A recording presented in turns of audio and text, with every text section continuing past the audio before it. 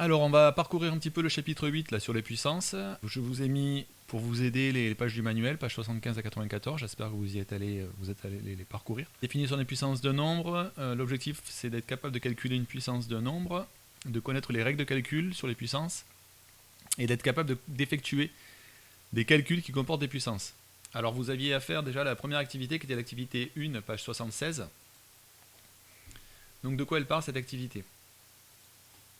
On nous dit le 1er avril, Lucie entend à la radio que son groupe préféré va donner un concert dans sa ville. Elle envoie immédiatement un message à 3 copines pour les informer de cet événement. Le 2 avril, chacune des 3 copines envoie à son tour un message à 3 autres copines pour les avertir, et ainsi la nouvelle se propage rapidement. Dès qu'une personne l'apprend, elle en informe 3 autres le lendemain. Donc combien de nouvelles personnes apprennent l'information ? Le 2 avril, le 3 avril, le 4 avril et le 5 avril. Donc, si on fait un schéma, on va dire que le 1er avril, 0, 1, 04, il y a 3 nouvelles personnes qui sont au courant. On ne compte pas Julie puisqu'on nous parle de nouvelles personnes. Ça, c'est le 1er avril. On nous dit ensuite, le 2 avril, chacune des 3 copines envoie à son tour un message à 3 autres copines. Donc ça veut dire que le 2 avril, 02, 04, il y aura 1, 2, 3, 4, 5, 6, 7, 8, 9. 9 personnes qui auront la nouvelle. Donc on a dit le 1er avril, 3 personnes. Le 2 avril, 9 personnes. Le 3 avril, vous l'aurez compris, hein, chacune des personnes ici va prévenir 3 autres personnes. Je vais vous redessiner tout le monde, hein, mais vous aurez compris qu'on remultiplie encore par 3. En fait, à chaque fois au passage, on multiplie par 3. Donc là, on va multiplier à nouveau 9 par 3. Ça va faire 3 fois 9. 27 personnes le 3 avril. Le 4 avril, 27 fois 3. 3 fois 7, 21. 3 fois 2, 6 égale 81. Etc. etc. D'accord ?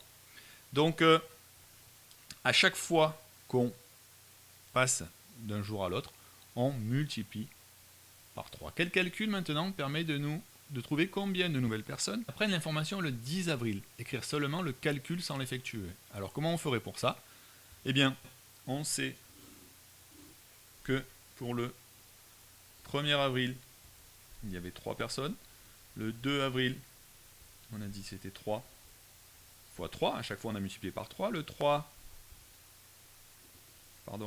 avril, on a fait 3 fois 3 fois 3. Le 4 avril, on a fait 3 fois 3 fois 3 fois 3. Le 5,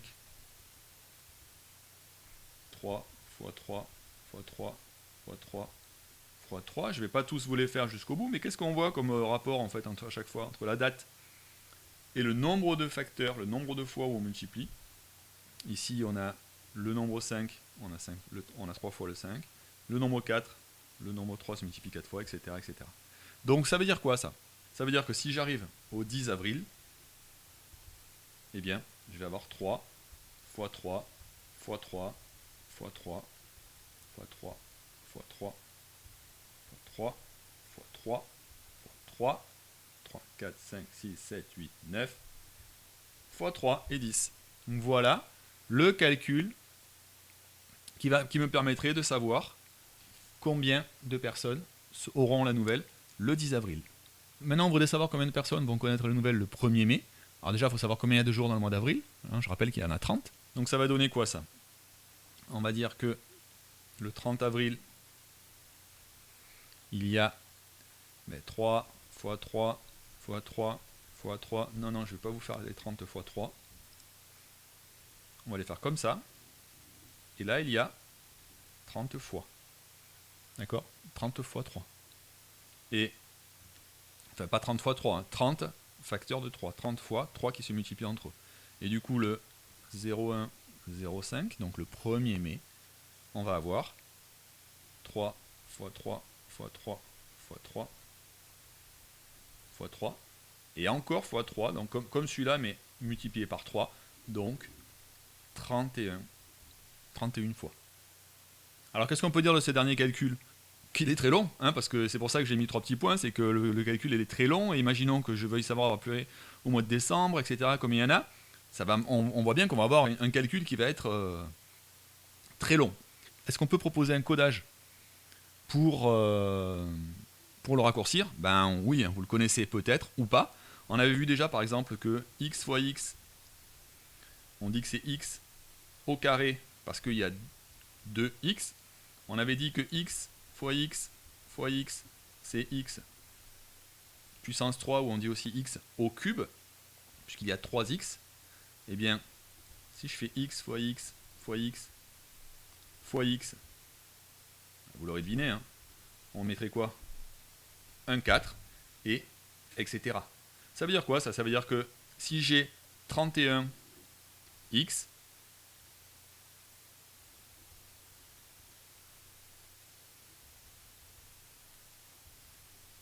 si j'en ai 31 comme ça, qu'est-ce que je vais écrire? Je vais écrire que c'est égal à x puissance 31.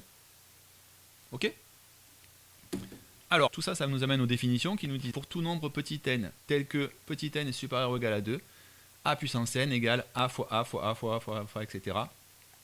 En ayant n facteurs égaux à n. D'accord? Je rappelle que les facteurs sont les nombres que l'on multiplie entre eux. On sait aussi, par définition, que a puissance 1 égale a, et que a puissance 0 égale 1, si et seulement si a est différent de 0. Ces trois définitions sont à savoir par cœur, puisqu'on aura à s'en servir souvent. Maintenant, je vous propose d'aller voir les exercices. On va commencer par le 3. Alors, on nous dit écrire chaque produit sous la forme a puissance n, où a est un nombre et n un nombre entier positif. Très bien, donc pour le petit a déjà pour commencer, qu'est-ce que j'ai? J'ai 10 fois 10 fois 10 fois 10 fois 10. Donc j'ai un même facteur, 10 fois 10 fois 10 fois 10 fois 10. Et je l'ai 1, 2, 3, 4, 5 fois.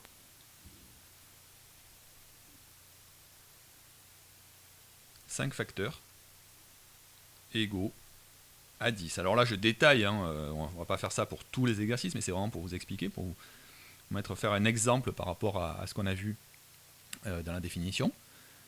1, 2, 3, 4, 5, donc ça c'est égal à 10 puissance 5. D'accord? Pour le petit b, on a 2,5 fois 2,5 fois 2,5 fois 2,5 égale, donc le facteur c'est forcément 2,5, et on le retrouve une fois, deux fois, trois fois, quatre fois. Donc c'est 2,5 à la puissance 4. Petit c, 17 fois 17 fois 17 égale 17 puissance 3. Et enfin petit d, 1,3 fois 1,3, vous comprenez un peu l'intérêt des puissances, hein, parce que c'est un peu long à écrire à chaque fois, égale 1,3 à la puissance 6. 1, 2, 3, 4, 5, 6. Et voilà, j'ai répondu à mon exercice 3. L'exercice 5 est un calcul mental, donc je l'écris. Donc 2 puissance 3, c'est 2 fois 2 fois 2. Donc 2 fois 2, 4. 4 fois 2, 8. Donc 2 puissance 3 égale 8. 3 puissance 2 ou 3 au carré, c'est 3 fois 3. 3 fois 3 égale 9. Et enfin, 2 fois 3 égale 6. Alors on voit bien hein, qu'avec à chaque fois les deux mêmes chiffres, on n'obtient pas forcément le même calcul, forcément. 2 puissance 3 c'est égal à 8, 3 puissance 2 c'est égal à 9, et 2 fois 3 égale 6. Donc n'allez pas me dire que 2 puissance 3 c'est 2 fois 3, ou 3 puissance 2 c'est 3 fois 2. Et pour le petit b, 5 au carré est égal à 5 fois 5, 25. 2 puissance 5, 2 fois 2, 4, fois 2, 8, fois 2, 16, fois 2, 32. Et 5 fois 2 égale 10. Maintenant, voyons l'exercice 13. Qu'est-ce qu'on nous dit? Voici 3 calculs rédigés par Léo, un seul est exact, le retrouver et corriger les 2 autres. Donc, la première proposition, on nous dit quoi? A égale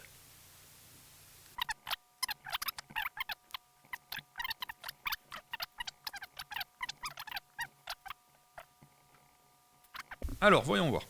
Alors, plutôt qu'aller démontrer qu'il y en a un qui est vrai, on va déjà démontrer lesquels sont faux. Je rappelle que, à partir du moment où on a juste réussi à démontrer que le calcul était faux, ça veut dire qu'il n'est pas vrai. Voyons voir. Alors, pour le premier calcul, on nous dit 17 moins 7 au carré. Donc, je rappelle que la puissance est prioritaire dans les calculs. Donc, on devrait calculer tout de suite 7 fois 7, 7 au carré, 49. Or, il semblerait que Léo, lui, il ait calculé 17 moins 7, il a trouvé 10, et il a élevé au carré. 10 au carré, c'est effectivement égal à 100, mais 17 moins 7 au carré, ça n'est pas du tout vrai. Le calcul de B maintenant. 4 au cube, ça serait quoi? 4 fois 4, 16. 16 fois 4, 4 fois 4, 24, 4 fois 1, 4, 64. Donc ça, on est bon, c'est bien ça. 7 égale 7, 7 plus 64 égale 71. Celui-là semble juste. On va aller quand même vérifier que l'autre est faux, de manière en plus à trouver l'erreur que Léo a faite. Ici, 2 fois 4 moins 9 au cube. Donc la parenthèse est prioritaire. 4 moins 9, il a bien fait moins 5 au cube. Tout va bien. Enfin, il a bien fait au cube. Donc jusqu'ici, c'est juste. 2 fois moins 5 au cube, lui, il a calculé 2 fois moins 5. Or, je rappelle que la puissance est prioritaire. Donc, il fallait d'abord faire moins 5 fois moins 5, 25. 25 fois moins 5, moins 125. Donc, c'était 2 fois moins 125, donc moins 250. En tout cas, ce n'était pas celle-là. Donc, celle-là est juste. Celle-ci, donc on nous demande de les recalculer maintenant. Donc 17 moins 49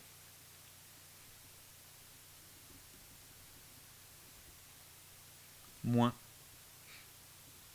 49 égale moins 32.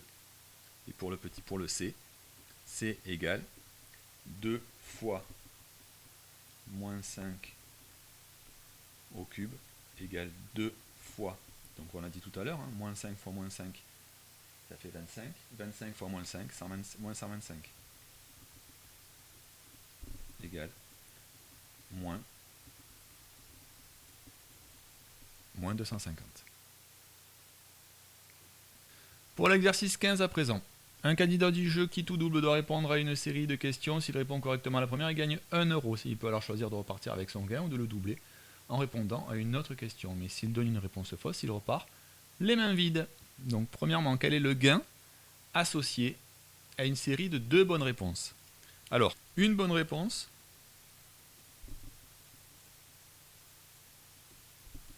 le gain est de 1 euro. 2 bonnes réponses,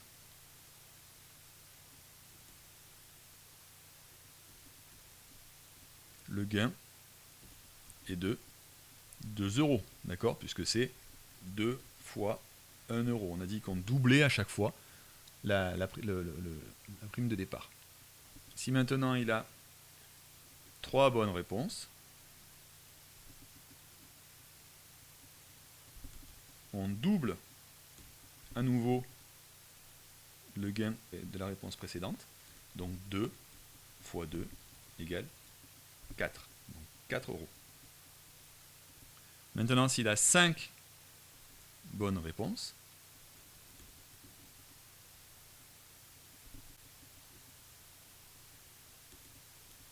il va avoir 2 fois 2 fois 2 fois 2.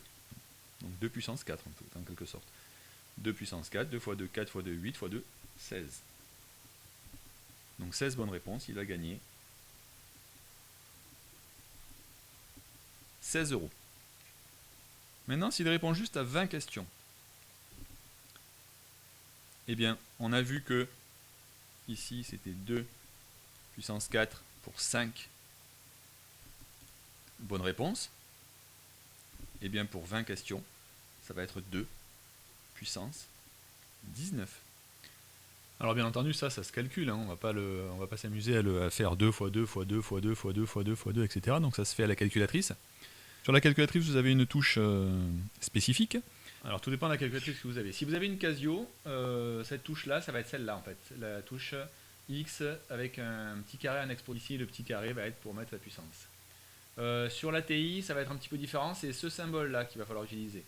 Donc vous allez mettre le nombre et taper ce symbole-là et la puissance à laquelle vous voulez élever le nombre.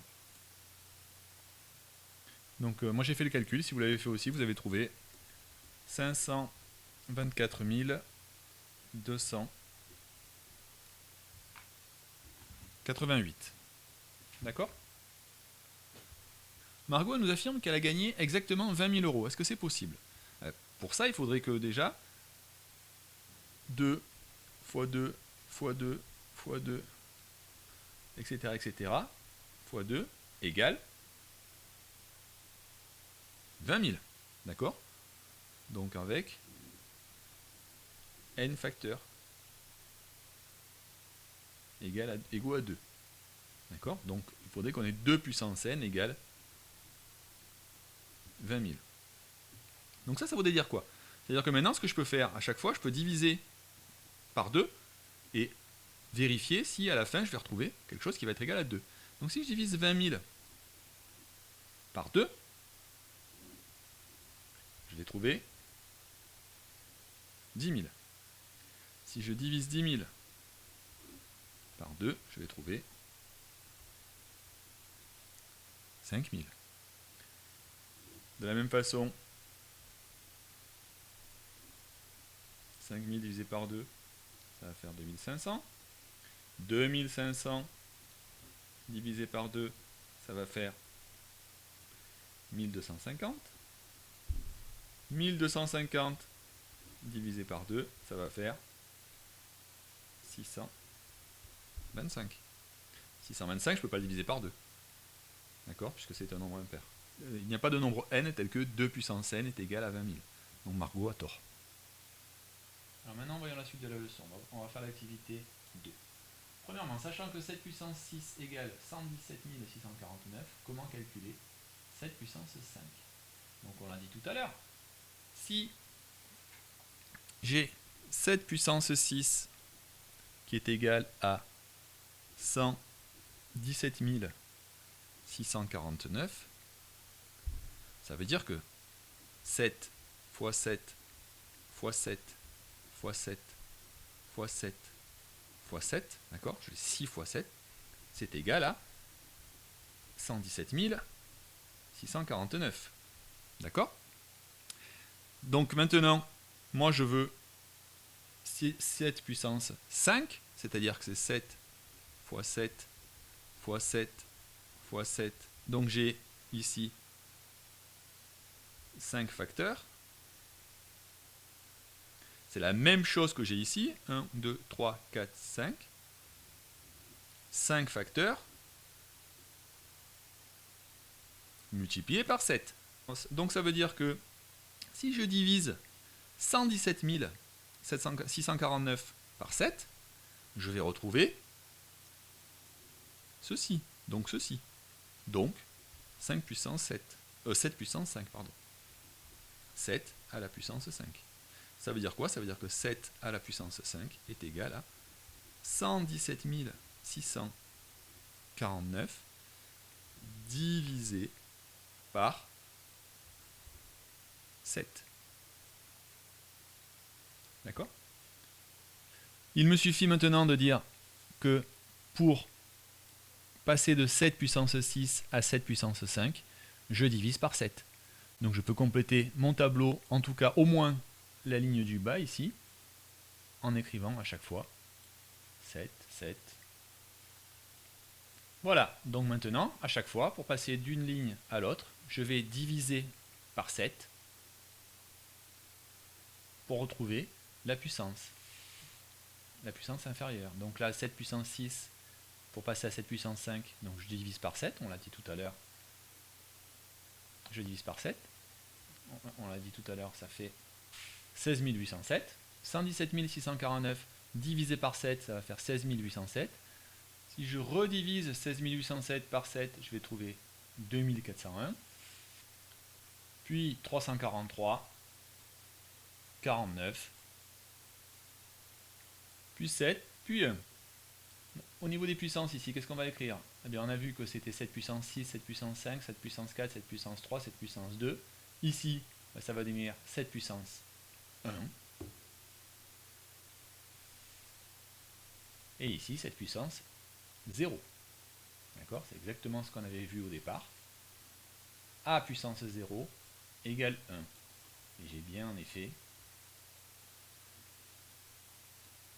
7 puissance 0 égale 1. Alors comment on va faire pour continuer derrière ce tableau, pour aller en dessous de 0? Qu'est-ce qui se passe en fait avec des puissances qui seraient inférieures à 0? Ça existe. Ce sont donc ce qu'on appelle les puissances négatives. Donc la puissance négative, ça va être quoi? On est passé à chaque fois, on a enlevé une puissance. 6, 5, 4, 3, 2, 1, 0. Qu'est-ce qui va venir logiquement après? Il va venir moins 1. Et ici, si je continue dans ma logique, à diviser par 7, 1 divisé par 7, alors je ne peux pas le calculer parce que c'est un nombre rationnel, mais je peux dire que c'est tout simplement la fraction 1 sur 7, ou 1 septième. Je continue, donc moins 1, après il va venir moins 2, et bien entendu, moins 3. Ici, qu'est-ce qu'on va écrire? On a dit qu'on faisait 1 septième divisé par 7. Donc 1 septième divisé par 7, c'est égal à...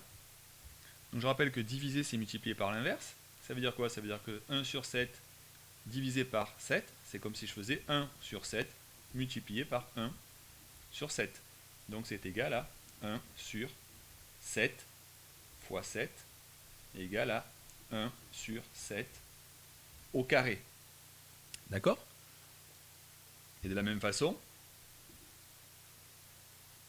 1 sur 7 au carré divisé à nouveau par 7, c'est égal à 1 sur 7 au carré multiplié par 1 sur 7, c'est égal à 1 sur 7 au carré fois 7. Alors 7 au carré, on le sait, c'est égal à 7 fois 7.